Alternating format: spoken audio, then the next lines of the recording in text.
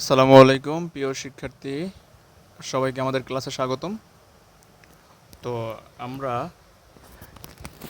আজকে পদার্থবিজ্ঞানের সূচনার সেকেন্ড পার্টটা নিয়ে আলোচনা করব ইনশাল্লাহ। তার আগে একটা কথা বলি, দেখো এই চ্যাপ্টার সম্বন্ধে ভালো ধারণা পাইতে হলে মনে করো খুঁটিনাটি জানা লাগে, হ্যাঁ। কিন্তু আমি যেহেতু আমার কিছু স্টুডেন্ট পরীক্ষার্থী আছে, এসএসসি পরীক্ষার্থী, তো ওদের উদ্দেশ্যের জন্য শর্ট করে একটু আমি কাটছাট করে আর কি লেকচারগুলো দিতেছি, কারণ ওদেরকে এই চ্যাপ্টারগুলো পড়ানো হয়েছে আগে। তো ওরা যাতে একটু গোছানো একটা প্যাটার্ন পায়, হ্যাঁ। কারণ এই ক্লাসগুলো ভালো পড়াইতে হলে তোমার মনে করো বোর্ডে বা একটা দীর্ঘমেয়াদী প্রসেসে আগানো লাগে। যাই হোক, আমরা আমাদের আজকের আলোচনা শুরু করি। দেখো, তো এইখানে বলা হয়েছে যে দৈর্ঘ্যের, সময়ের, ভরের আপেক্ষিকতা। আমরা আপেক্ষিকতা নিয়ে আলোচনা করব। তো এইখানে যেই চারটা সূত্র আছে, একটা হলো দৈর্ঘ্যের আপেক্ষিকতা, L is equal L not root over one minus V square by C square. আমি এগুলো আর রিপিট করার দরকার নেই, তোমরা দেখে বুঝতে পারতেছো, এখানে পাশে লেখা আছে। মনে রাখবা, যখন নট বলে সেটা হয় স্থির, আর যখন নট ছাড়া সেটা হয় চলমান। জাস্ট আর এত বেশি বলার দরকার নেই, যেটা নট সেটা হবে স্থির, আর নট ছাড়া যেটা সেটা হবে চলমান। এখন আমরা আমাদের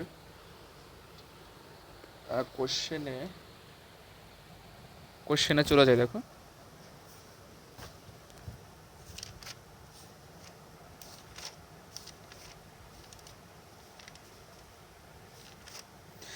তোমরা যেটা করবা, এখানে আমি যেই বোর্ডটা সলভ করতেছি, তোমাদের কাছে অবশ্যই টেস্ট পেপার আছে, তোমরা বোর্ডটা বের করবো, হ্যাঁ, তাহলে বুঝতে সুবিধা হবে।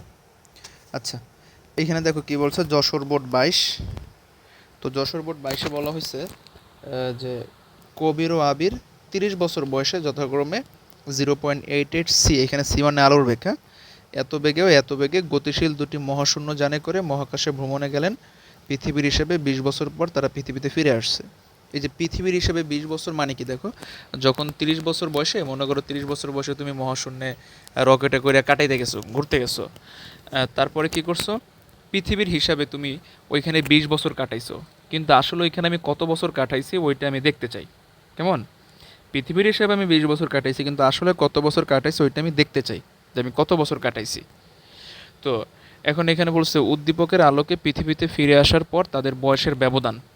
আচ্ছা, তাহলে একটু আমরা বুঝি আমাদের ফর্মুলাটা কি। এই ফর্মুলাটা হলো স্যার, আচ্ছা, গ নাম্বারটা দেখো,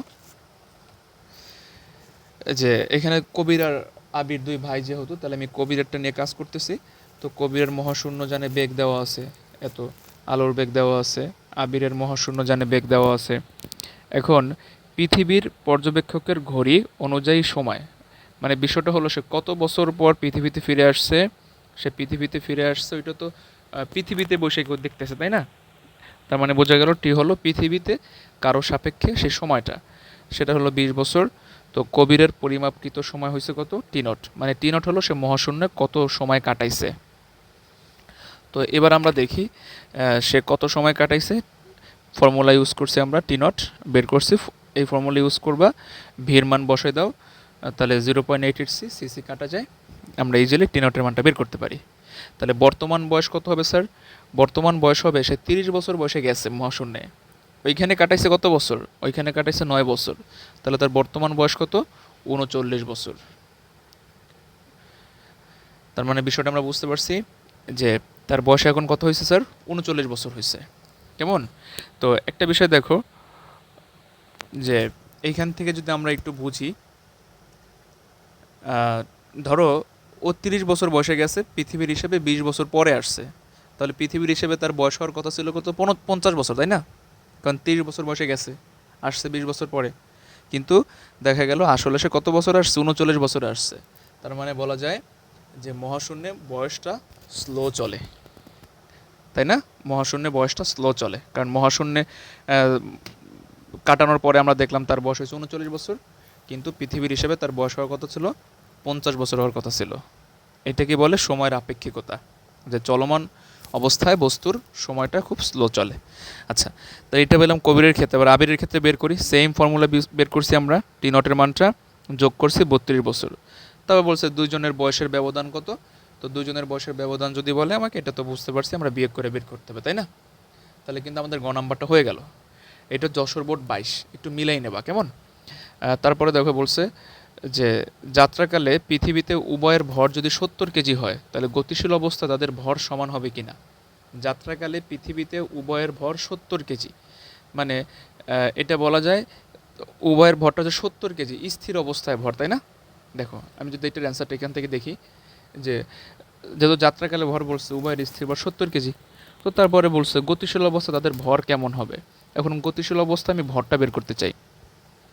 তো গতিশীল অবস্থা তুমি যে ভরটা বের করো, ফর্মুলা কি, M is equal to M not root over 1 minus V square by C square.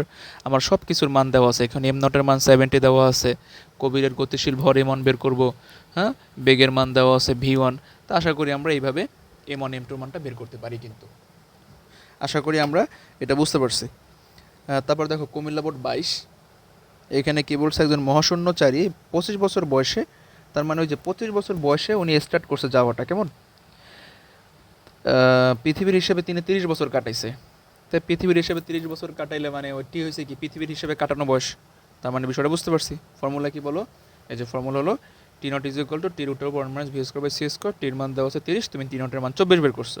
তারপর বলছে তাহলে তুমি যদি এটা কাটাও, মানে ঘ নাম্বারটা আগে করতেছি আমরা, তো বলছে উদ্দীপকে উল্লিখিত মহাশূন্যচারী ভূপৃষ্ঠে ফিরে এসে 45তম তার বার্থডে পালন করতে পারবে কিনা। মানে আমি এখন দেখব পৃথিবীতে আসার পর তার বয়স কত হয়েছে। তো পৃথিবীতে আসার পরে দেখো তুমি টি নটের মান পাইছো কত, 24, আর তুমি গেছো কত বছর বয়সে, 25 বছর বয়সে, তাহলে যোগ করে কত পেলে 49।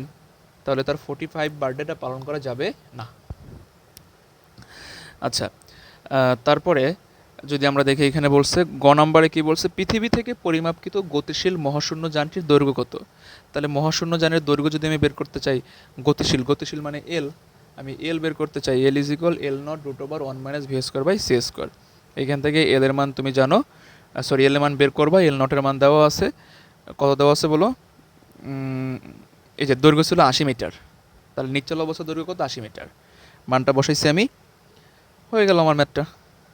কত সহজ ম্যাথ দেখতে পারছো। তবে আমি যেই ফর্মেটে পড়াইতেছি তুমি এইটুকু পড়লেও আশা করি ভালো করতে পারবা, কারণ অনেকে আমরা টেস্ট পেপার সলভ করি না, এই টেস্ট পেপার সলভ করলে এর মধ্যে কমন আসবে। আচ্ছা, তারপরে দেখো বলছে একজন মহাশূন্যচারী 25 বছর বয়সে, এখন তোমরা যেটা করবা এই টাইপিক্যাল কোশ্চেন সলভ করবা, সলভ করার পর যদি প্রবলেম হয় আমারে বলবা, আমি আবার আলোচনা করে দেব।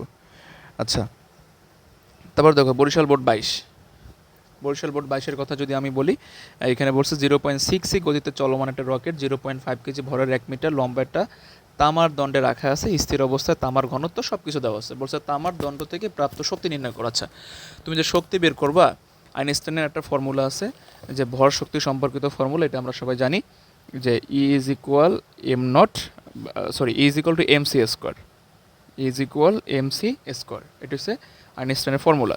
তাহলে এখান থেকে আমি আমার চলমান অবস্থায় ভর দরকার, তাই না?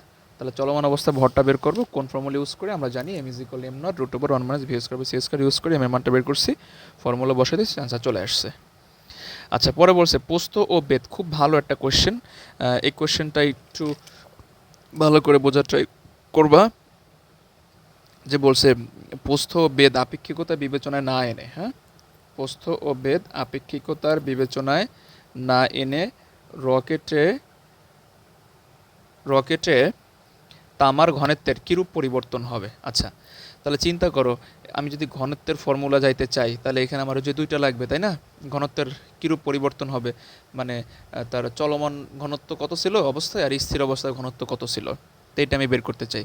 তা একটু চিন্তা করো যে আমি শেষ থেকে একটু অ্যান্সারটা সলভ করার ট্রাই করি কোশ্চেনটা। আমি ঘনত্বের কথা যদি বলি স্যার, যে আমরা জানি ডি ইজ ইকুয়াল টু কী লেখা যায়, এম বাই ভি লেখা যায়। তো যখন তুমি চলমান বলবা তখন D is equal to M by V, আর যখন স্থির বলবে তখন কী হবে, D not is equal M not by V not হবে, তাই না? যখন আমি স্থির করব, কারণ তার কী হবে বলো, আয়তনও স্থির অবস্থায় হবে, সবই তো স্থির অবস্থায় নেব। তো এইটা করার জন্য মানে আমাকে বলছে কি একটু ভালো করে বুঝি, যে রকেটে তামার ঘনত্বের কেমন পরিবর্তন হবে। তাহলে আমি ঘনত্বের পরিবর্তন যদি বলি তাহলে ডেল ডি সমান কী লেখা যায়, ডি মাইনাস, আচ্ছা দেখো ডেল ডি সমান কী লেখা যায়, ডি মাইনাস ডি নট লেখা যায়, তাই না? তাহলে এটার জন্য আমার ডি দরকার আর ডি নট দরকার, তাহলে আমার আলাদা আলাদা ডি বের করতে হবে, ডি নট বের করতে হবে। এখন তারপর আবার বলছে ওরা যে প্রস্থ ও বেদকে তোমার বিবেচনায় আনার দরকার নেই, প্রস্থ আর বেদকে চলমান অবস্থায় বিবেচনা আনার দরকার নেই। তাহলে আমি কি করছি এখান থেকে, যে দেখো ফর্মুলা যেটা করছে, কারণ আমার টার্গেট কি স্যার, আমার টার্গেট হলো ওই যে ভি নট এটা বের করা, তাই না, সরি হ্যাঁ ভি নটটা বের করা। তো এখান থেকে দেখো আমি জানি কেন ভি নটটা বের করবো, কারণ এখানে আমার ডি নটের মানটা দেওয়া আছে, যে দেখো সব কিছু দেওয়া আছে, যে তামার দণ্ডের স্থির অবস্থা ভর দেওয়া আছে, হ্যাঁ ঘনত্ব দেওয়া আছে, ঠিক আছে, আর প্রস্থবেদের গুণফল বিসি ধরলাম আমরা। তো আমরা ভি নট কী বের করতে পারি, V naught is equal M not by rho naught বা ডি নট করতে পারি, এখান থেকে ভি নটের মানটা পাইলাম। তাহলে দেখো তুমি ভি নটের মানটা কিন্তু পাইছো, মানে আদি অবস্থায় তার আয়তন পাইছো, কেমন। তো এখন আমার কি দরকার, কারণ আমি জানি যে এখানে দৈর্ঘ্য আর প্রস্থের কথা বলছে, দৈর্ঘ্য আর প্রস্থের কথা যদি বলে তাহলে আমি জানি ভি সমান কী লেখা যায়, এল ইন্টু বি ইন্টু সি। এল হলো দৈর্ঘ্য, বি হলো ধরো প্রস্থ, সি হলো ধরো তার উচ্চতা, এরকম বিষয়টা ধরি। তাহলে আমরা কি করতে পারি এখান থেকে, দেখো যে আমরা জানি L not into BC equal to V not, এখান থেকে বিসি এর মানটা আমরা বের করছি স্থির অবস্থায়, তাই তুমি স্থির অবস্থায় কিন্তু বিসি বের করছো, কেমন।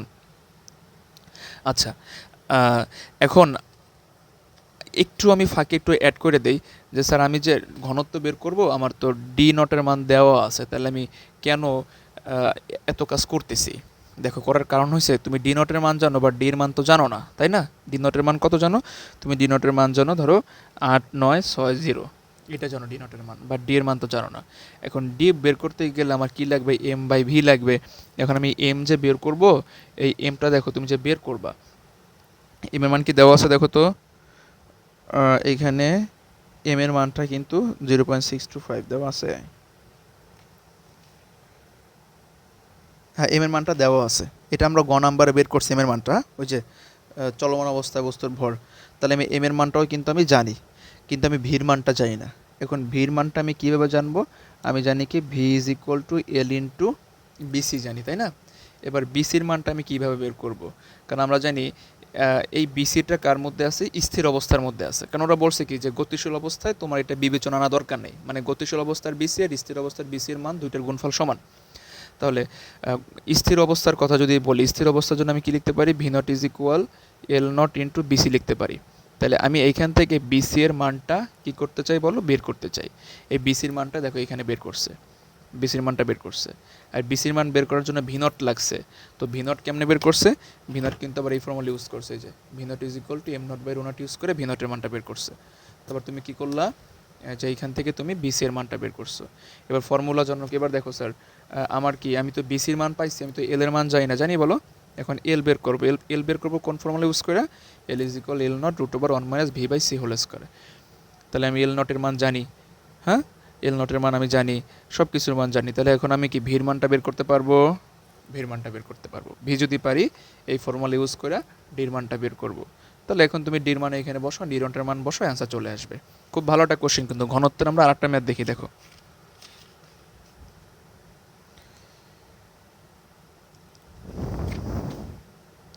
এই যে কুমিল্লা বোর্ড 21, হ্যাঁ ঘনত্বের ম্যাথ ইদানিং আসতেছে পরীক্ষা ভালোই। কুমিল্লা বোর্ড 21-এর কথা যদি বলি, বলছে কি বেলি একটা আয়তাকার ঘনবস্তুর দৈর্ঘ্য, প্রস্থ, উচ্চতা এবং ভর মাপছে, অন্যদিকে বস্তুটির দৈর্ঘ্য বরাবর গতিশীল কাঠামো হতে, মানে মনে রাখবা তোমাকে যদি বলে এটা বিবেচনা নাই না, হ্যাঁ কাজ করো, তার মানে গতিশীল অবস্থায় এটা বিবেচনা না দরকার নেই।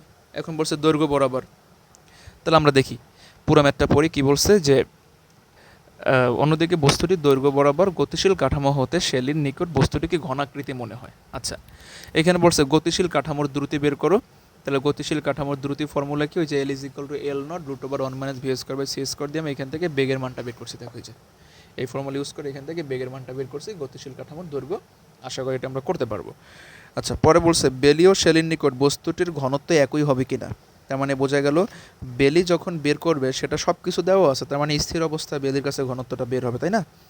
তো স্থির অবস্থা যদি ঘনত্বটা বের হয় তাহলে আমরা বলতে পারি বেলির ঘনত্ব কি, rho not is equal to M by V. এখন বিষয়টা হলো স্যার আমি এইখানে কি করছি, যে এম এর মান কি নিছি, এম এর মান কত নিছি স্যার দেখো তো 100 গ্রাম, তাই না। তাহলে 100 গ্রাম যদি হয় তাহলে এখানে আমি কত বসাবো, এটা মূলত এম নটই লেখা যায়, হ্যাঁ বস্তুর ভর এটা এম নটই লেখা যায়, এম নটই লেখা যায়।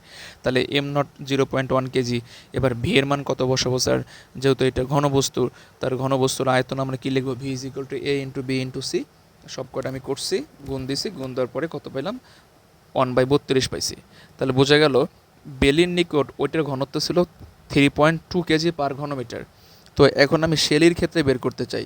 তাহলে তুমি শেষের দিকে চলে যাও, শেলির ক্ষেত্রে ঘনত্ব যদি বের করতে চাও, rho is equal to M by V লাগবে। কিন্তু ওই বস্তুটা তো এখন গতিশীল চলতেছে, তাহলে তার ভর তো আর স্থির নাই, ভরটা কি গতিশীল। তো গতিশীল যদি হয় তাহলে আমার এম বের করতে হবে। তাহলে M is equal to M not by root over 1 minus V square by C square. M নটের মান দেওয়া আছে, সব কিছুর মান দেওয়া আছে, তুমি কিন্তু এম এর মান পাইয়ে গেছো। তো এখন কি বসাবো? Rho is equal to M by V. এবার কথা হলো স্যার, আমি যে ভির মানটা কোথায় পাবো, তাই না? ভির মানটা কোথায় পাবো? তো ওরা বলছে কি, দেখো একটু ভালো করে আমরা বুঝি। এই যে বলছে যে শেলির নিকট বস্তুটি ঘনকৃতি মনে হয়েছে, কিন্তু উনি কী করছে? বস্তুটির দৈর্ঘ্য বরাবর গতিশীল কাঠামো কথা বলছে। বস্তুটির দৈর্ঘ্য বরাবর গতিশীল কাঠামো হতে, মানে দৈর্ঘ্য বরাবরের কথা বলছে, উনি প্রস্থ আর উচ্চতাকে বিবেচনা করে নাই। তার মানে ওনার কাছে দৈর্ঘ্য, প্রস্থ, উচ্চতা তিনটাই সমান। তো তিনটাই যদি সমান হয় তাহলে আমি বলতে পারি দৈর্ঘ্যের মান যা, প্রস্থের মানও তাই, উচ্চতার মানও তাই। আবার বলি, এখানে কি বলছে? যে বস্তুটির দৈর্ঘ্য বরাবর গতিশীল বলছে শেলি। তাহলে আগে ছিল ঘনবস্তু, তাই না? ঘনবস্তু ছিল, এখন এটা যদি দৈর্ঘ্য বরাবর গতিশীল হয় তাহলে ওর যে তিনটা প্যারামিটার ছিল, এ বি সি, দৈর্ঘ্য, প্রস্থ, উচ্চতা, তিনটা মিলে এখন সব কী হয়ে গেছে? ঘনত্ব হয়ে গেছে, সরি দৈর্ঘ্য হয়ে গেছে। তাই এইটাও দৈর্ঘ্য, এই প্রস্থটাও এখন দৈর্ঘ্য, উচ্চতারও দৈর্ঘ্য। তাহলে তিন দৈর্ঘ্য মিলে কি লেখা যায়? এ কিউব লেখা যায়, তাই না? তাহলে আমি বলতে পারি ভি সমান কী হবে? এ বি সি, এখানে সবই হয়েছে এ, তাহলে এ এ এ ইকুয়াল টু কত? এ কিউব। তাহলে আমি কিন্তু ওর আয়তনটা পাইয়ে গেছি। তারপর দেখলাম যে দুইটার ঘনত্ব সেম আছে কিনা। তাহলে কুমিল্লা বোর্ড 21 আশা করি পারবো। এই টাইপিক্যাল কোশ্চেন। আরটা এখানে একটা কোশ্চেন আছে, দেখো খ নাম্বারে বলছে যে স্থির অবস্থায় কোনো বস্তু আলোর বেগের সমান বেগে গতিশীল হতে পারে কিনা, মানে স্থির ভরসম্পন্ন কোনো বস্তু আলোর বেগের সমান চলতে পারে কিনা। তো আমরা দেখি আলোর বেগের সমান চলতে পারে কিনা। আলোর বেগের সমান চলতে হলে ভি এর মানও কী হইতে বলো? সি হইতে হবে। তাহলে 1 - 1 0 সামথিং বাই 0 ইকুয়াল ইনফিনিটি। তার মানে এমন কোনো ভর পাওয়া সম্ভব না যার ভর ইনফিনিটি হয়, এমন কোনো বস্তু পাওয়া সম্ভব না যার ভর ইনফিনিটি হয়। তার মানে বোঝা গেল কোনো বস্তু আলোর বেগে চলতে পারে না, কারণ আলোর বেগে যদি চলে তাহলে ভি ইকুয়াল টু সি হয়। তাহলে এখানে কাটাকাটি করে 1 হয়, 1 - 1 0। বোঝা গেল কোনো বস্তুর বেগ আলোর ভরের সমান হইতে, মানে কি বলছে? কোনো বস্তুর ভরটা আলোর বেগের সমান হতে পারবে না, এটা পসিবলও না।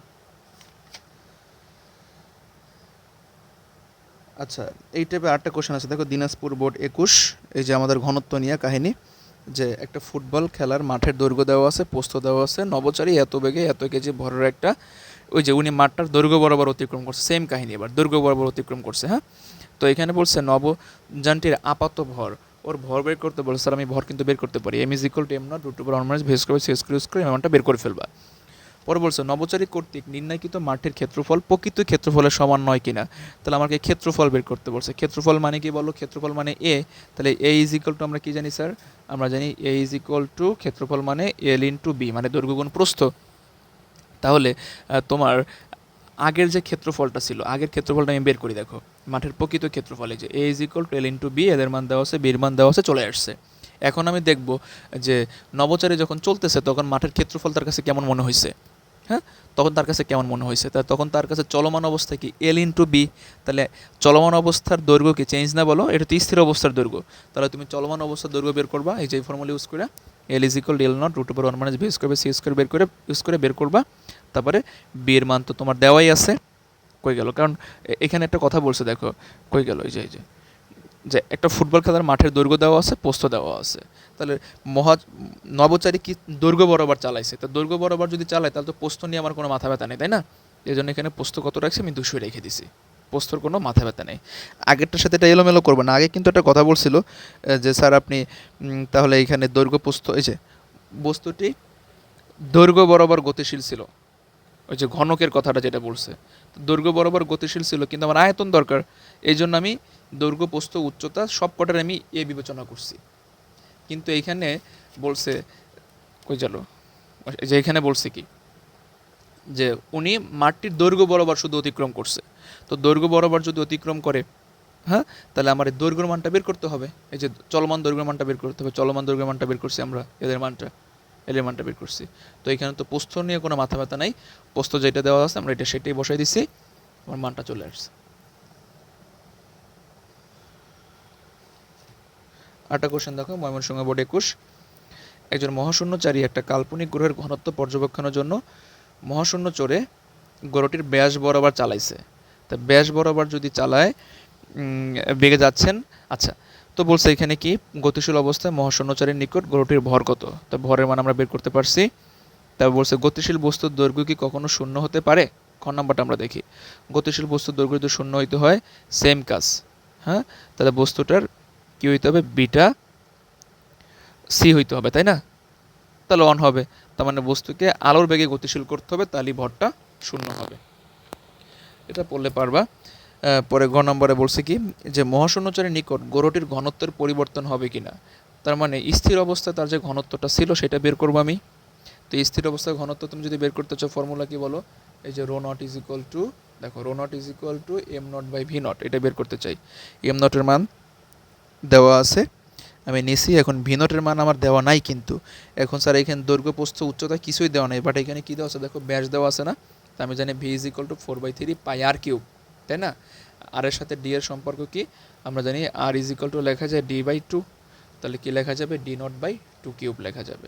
এখান থেকে আমি বেগের ঘনত্বের মান পাইছি, তার মানে আমার স্থির এই যে গ্রহটির ঘনত্ব বের হয়েছে, প্রকৃত ঘনত্ব বের হয়েছে। কারণ গ্রহটির উনি ব্যাস বরাবর চালাইছে, স্থির অবস্থায় গ্রহটির ঘনত্ব ছিল এরকম। এখন চলমান অবস্থায় ঘনত্ব বের করতে চাই। এখন চলমান অবস্থা যে বের করবো, চলমান অবস্থার জন্য ধরো আমার কী লাগবে? D is equal to M by V লাগবে, তাই না? D is equal to M by V. তো তুমি চাইলে এম বের করতে পারো চলমান অবস্থায়। এই যে চলমান অবস্থায় তোমার কিন্তু এম এর মানটা দেওয়া আছে, তাই না? এম এর মান বের করছি। তাহলে আমার কী লাগবে? আয়তন লাগবে। কিন্তু আয়তনটা আমি এখন কীভাবে বের করব? কারণ এই আমার আয়তন তো, এই যে আয়তন তো দেয় নাই দি স্যার, বা ব্যাস তো দেয় নাই, তাহলে আমি কেমনে বের করব? তো আমি এই একটা ফর্মুলা ইউজ করতে পারি যে ডি ইজ ইকুয়াল,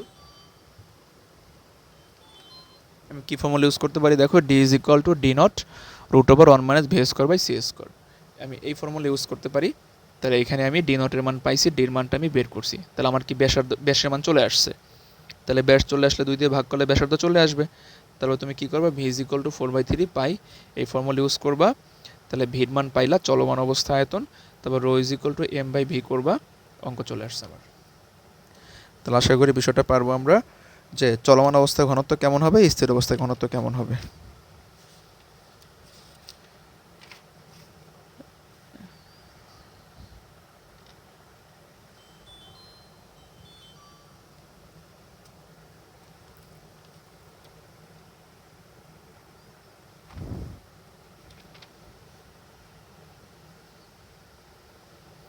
আচ্ছা, আমরা এই লাস্ট একটা ম্যাথ সলভ করি, এই টাইপের। ঢাকা বোর্ড 28, এই যে 17 দেখো বলছে যে ধরো 370 আলোকবর্ষ দূরে, 370 আলোকবর্ষ দূরে বলতে কি বোঝায়? যে আলোকবর্ষ দিয়ে দেখো কিছু কিছু গ্রহ আছে যেগুলো খুব কাছাকাছি থাকে, কিছু কিছু গ্রহ আছে সেগুলো খুব দূরে থাকে। তো যেগুলো দূরে থাকে ওগুলো পরিমাপের জন্য আমরা লাইট ইয়ার ইউজ করি, আলোকবর্ষ। আলো 1 বছরে যে দূরত্ব অতিক্রম করে তাকে বলে আলোকবর্ষ। তাহলে এইখান থেকে যদি আমরা দেখি, এখানে বলছে কি যে 370 আলোকবর্ষ দূরে অবস্থিত প্রাণীর বসবাস উপযোগী একটা গ্রহের সন্ধান পেয়ে নাসার বিজ্ঞানীরা 50 বছর বয়সে একটা কাসিমকে 0.7 সি বেগে চলমান নভোযানে করে ওই গ্রহের উদ্দেশ্যে পাঠায়। তাহলে কাসিমের ভর দেওয়া আছে 30 কেজি এবং গড় আয়ু আছে 450 বছর। তাহলে আমার যেই 370 আলোকবর্ষ দূরে যে কাসিমটা আছে, তো কাসিমটার বয়স কত দেখো, যে 50 বছর বয়সে একটা কাসিমকে পাঠাইছে, মানে একটা নির্দিষ্ট ডিস্টেন্সে, একটা আলোকবর্ষ নির্দিষ্ট ডিস্টেন্সে একটা গ্রহ সন্ধান পাইছে নাসার বিজ্ঞানীরা। এটা যদি আমি একটু খাতায় এঁকে দেখাই, দেখো বুঝতে পারবা। ধরো এই একটা প্ল্যানেট আছে আমার, তো নাসার বিজ্ঞানীরা কি করছে, কলম, এই যে প্ল্যানেট আছে, তো এই প্ল্যানেটের ডিস্টেন্সটা কত স্যার? 370 লাইট ইয়ার, এত আলোকবর্ষ দূরে। তো এইখানে কি করছে, 50 বছর বয়সী একটা কাসিমকে, তো একটা ধরো কাসিম, কাসিম কেমনে আঁকে? ধরো একটা কাসিম আঁকলাম আমি, এটা কাসিম, কচ্ছপ এক কথায়। তো এই কাসিমের তখন বয়স ছিল 50 বছর। তো 50 বছর বয়সে একটা কাসিমকে কত বেগে পাঠাইছে? 0.7 সি বেগে পাঠাইছে, এটা ছিল তার বেগের মান, পাঠাইছে। তো কাসিমের ভর দেওয়া ছিল 30 কেজি, মানে ওর এম নটের মান ছিল 30 কেজি। তারপর গড় আয়ু দেওয়া আছে, সে 450 বছর বাঁচবে। তো বলছে চলমান অবস্থায় কাসিমের শক্তি নির্ণয় করো। তাহলে আমি শক্তি যদি বের করতে চাই, তো আমরা জানি কোন ফর্মুলা ইউজ করতে হবে, এই যে E is equal to M C square, তাই না? তাহলে এম বের করতে হবে। তো আমরা জানি এম ইজ ইকুয়াল টু কোন ফর্মুলা, যে M not root over 1 - V by C whole square, এক কথা ওই ফর্মুলা ইউজ করে আমরা মানটা বের করছি। দেখো, তাহলে চলমান অবস্থায় আমি কাসিমের ভর বের করছি, গতিশক্তি বের করছি। এখন বলছে কাসিমটি জীবিত অবস্থা এখানে যাইতে পারবে কিনা। হ্যাঁ, তার মানে কাসিমটার গড়াই হচ্ছে 450 বছর। আমি দেখব সে ওইখানে যাইয়ে পৌঁছাইতে তার কত বছর সময় লাগে।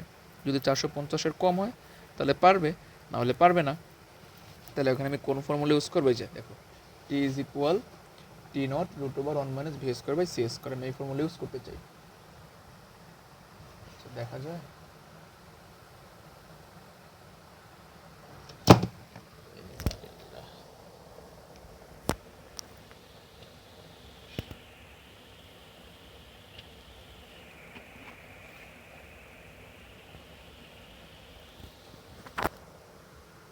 ফোনের ডিসপ্লে ভেঙে গেছে। আচ্ছা, তো এখানে বলছে কি স্যার, এই যে আমি এটা করতে চাই। তো ফর্মুলা কি? T is equal to T not. আমি এখান থেকে টি নটের মানটা বের করবো, মানে সে মহাশূন্যে কত বছর কাটাইছে। তো এটা কাটাতে গিয়ে আমার টির মানটা দরকার, তাই না?